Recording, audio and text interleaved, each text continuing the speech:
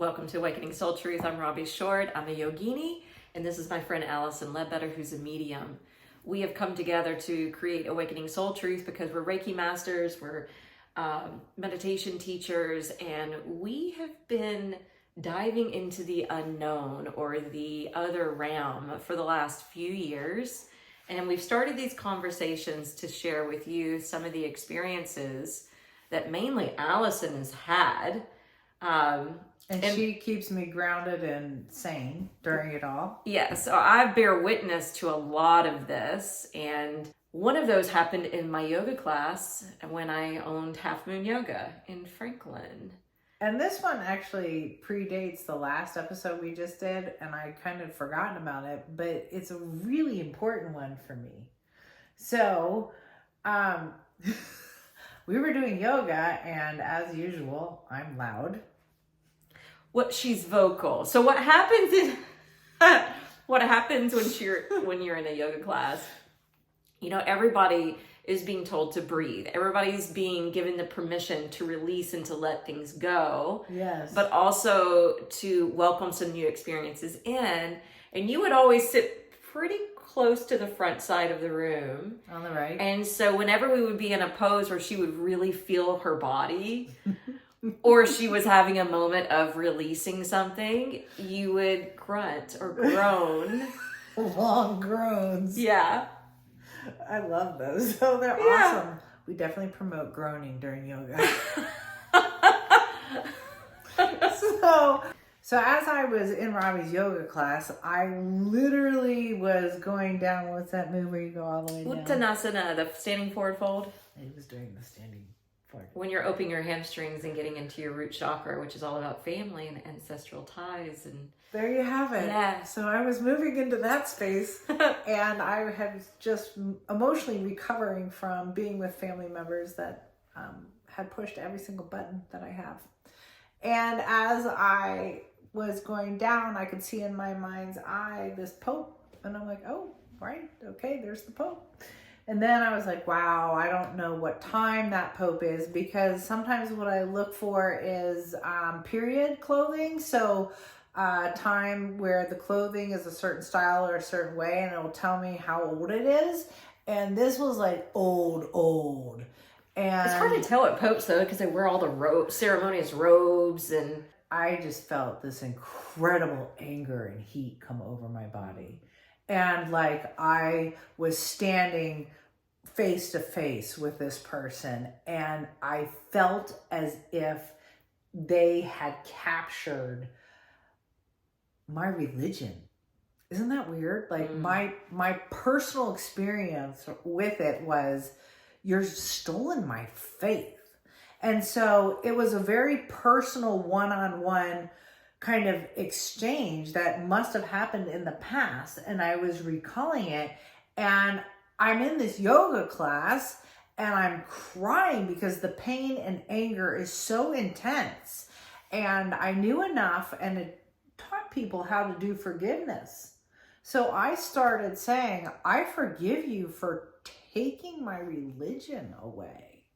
I forgive you. I was kind of crying and melting, and all of a sudden, like, it got hotter and hotter. And this was the first time I had really felt like something was being suppressed, and I couldn't figure out what it was. But I'm stuck in this place of anger. So I decide, okay, this yoga class has to end.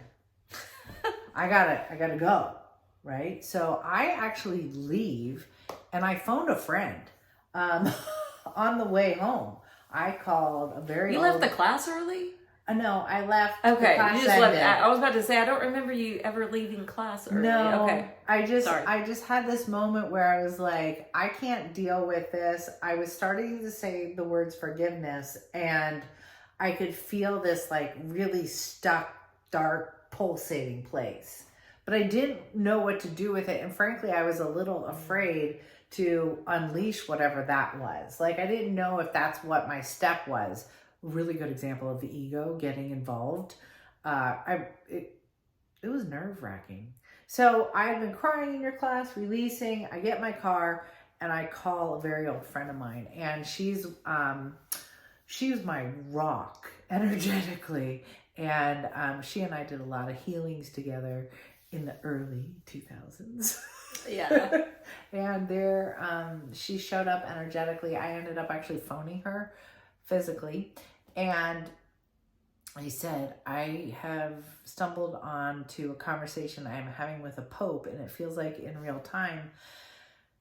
And there's this underlying dark pinning of energy, and I'm really nervous.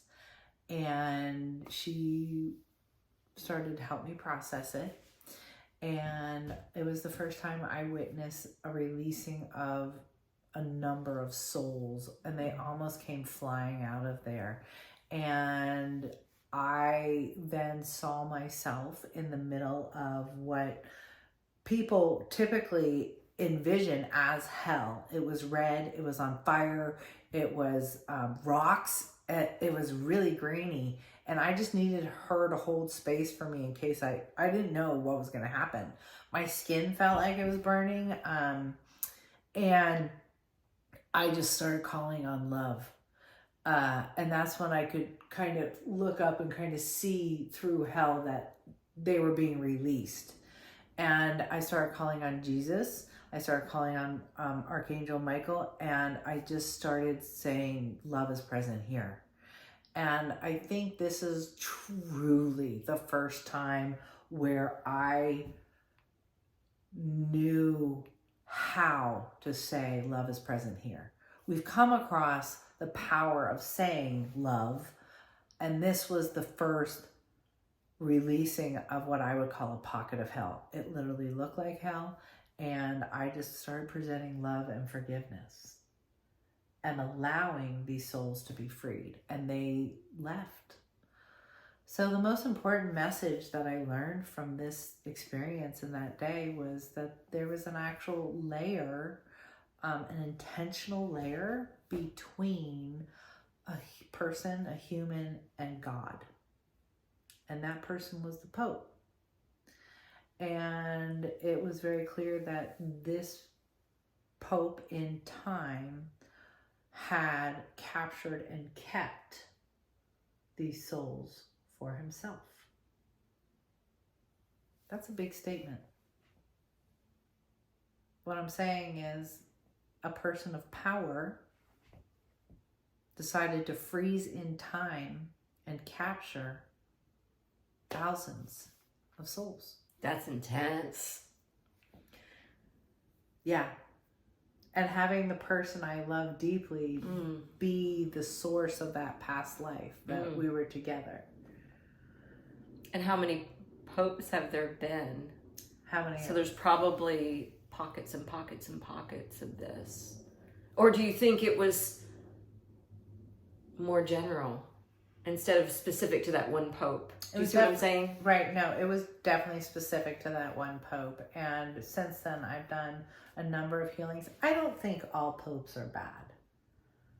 I think that particular pope was very, very dark and controlling, and kind of this cusp and turning kind of Christianity to a different place where there had to be an intermediary person between God and the person.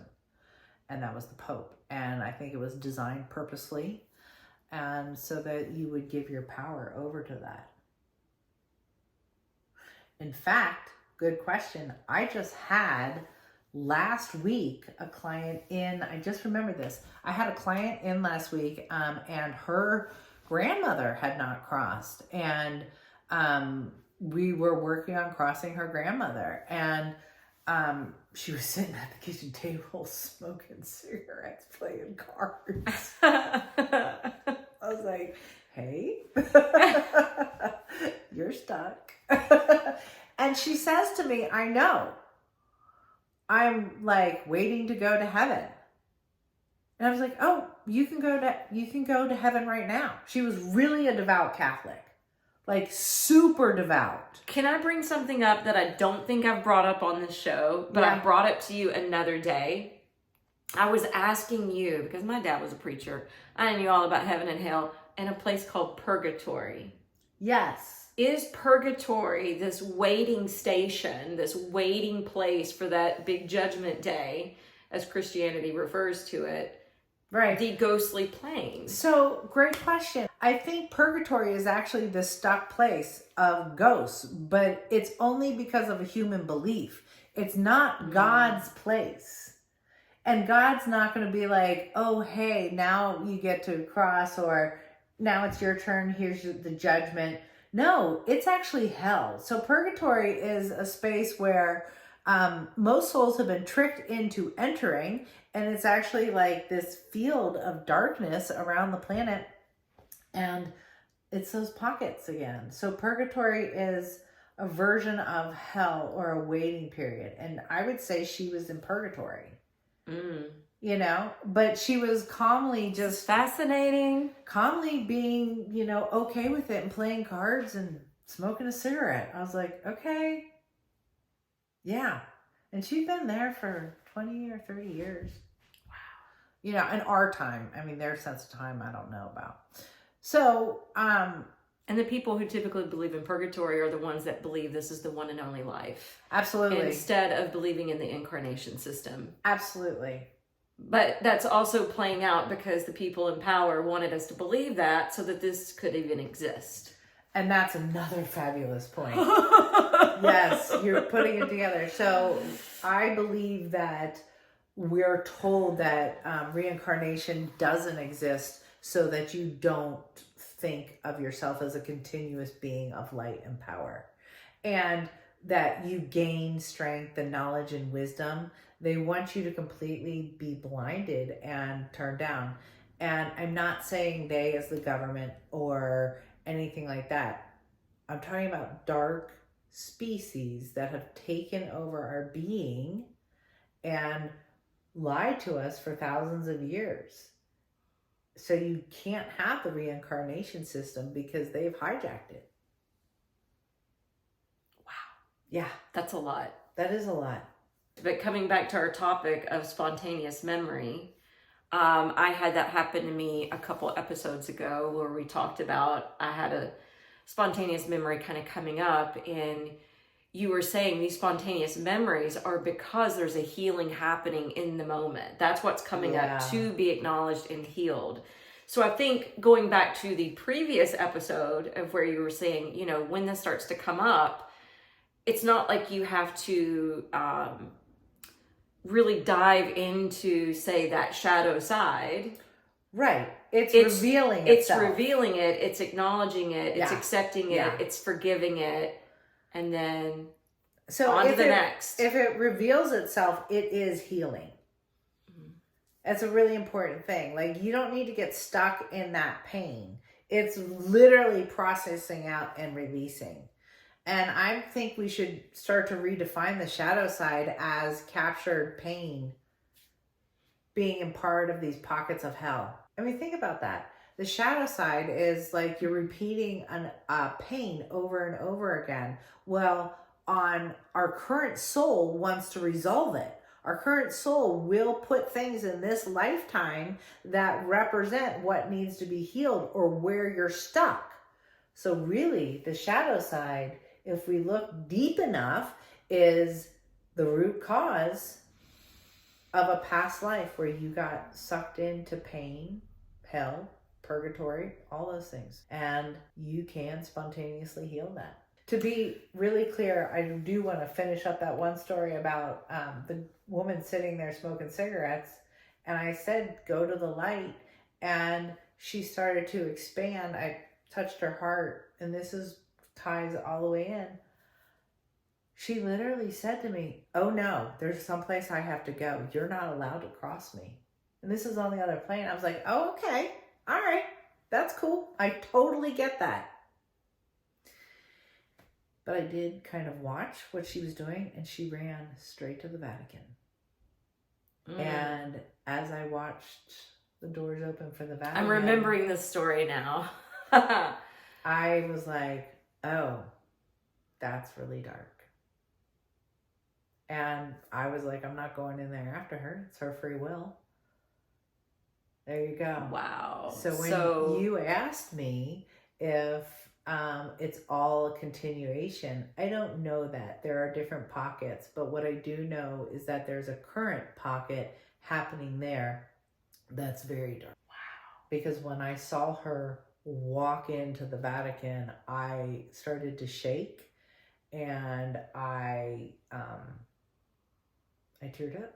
You know, the one time I've been to Vatican City, it was closed that day. Really?